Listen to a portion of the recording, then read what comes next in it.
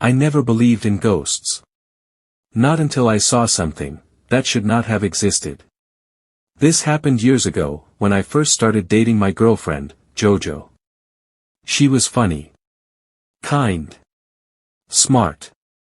But there was one thing about her that always confused me.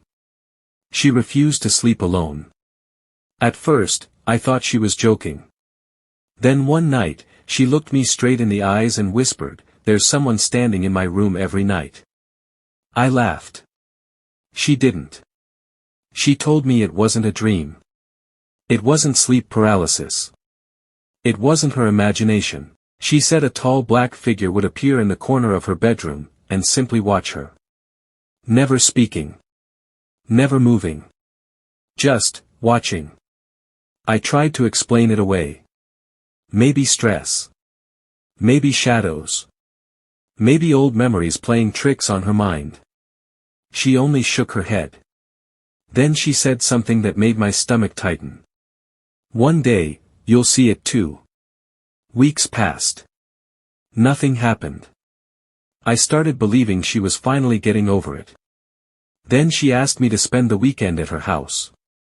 Her parents were away. It was supposed to be a quiet night. We watched movies. Ordered pizza. Laughed until after midnight. Everything felt normal. Around 2 a.m., the lights suddenly flickered. Just once. Then again. JoJo immediately froze. Her smile disappeared. She slowly looked toward the hallway. "I told you." She whispered. "He's here." I rolled my eyes. Trying to act brave.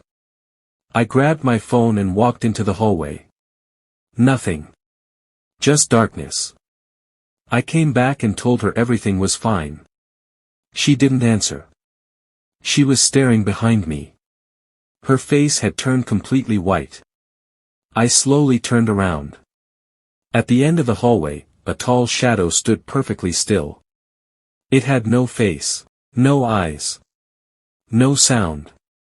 It was darker than the darkness around it. I blinked. It was gone. I told myself I imagined it. Then, a whisper filled the hallway. So quiet, I couldn't understand the words. But I knew one thing. The voice wasn't human. Every hair on my body stood up. JoJo grabbed my arm. "We have to leave." We rushed toward the front door. Just before opening it, a loud crash exploded upstairs.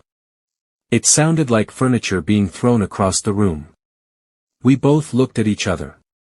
Neither of us wanted to go back. But all of our keys, phones, and wallets were still inside. I forced myself upstairs.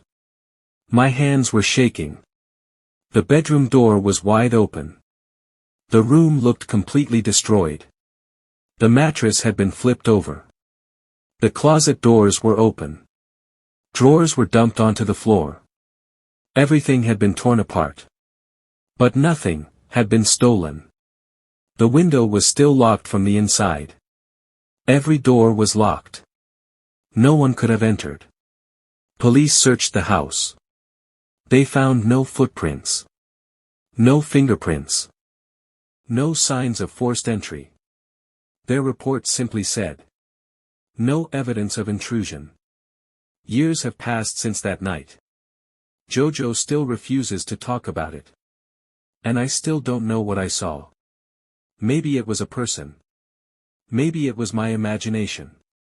Or maybe some things don't need a body to remind you they're there. Because even now, whenever I wake up in the middle of the night, I always check the darkest corner of my room first. Just in case. Something is standing there. Watching. Waiting. Without making a sound. People always say, "Don't answer the door after midnight." I wish I had listened. This happened during my senior year of high school. My parents had left town for the weekend.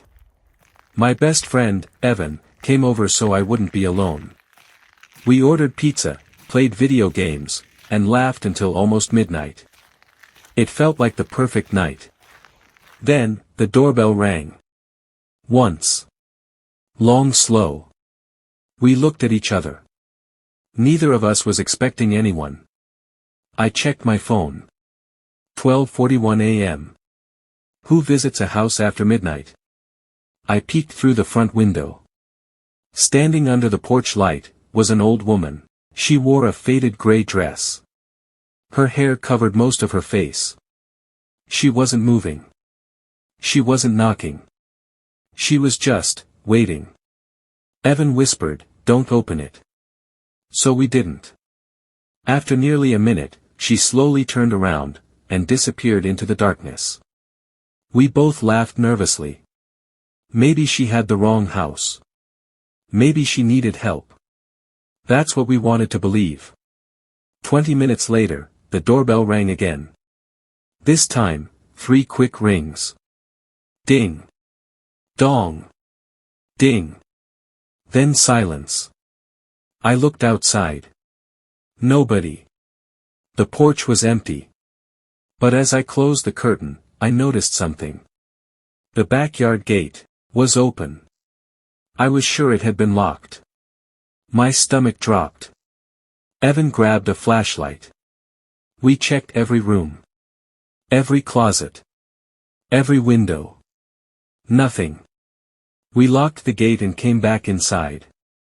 Around 2 a.m., we finally decided to sleep. Then, we heard footsteps. Not outside. Inside. Slow, careful, walking across the kitchen floor. Every step echoed through the house. Neither of us moved.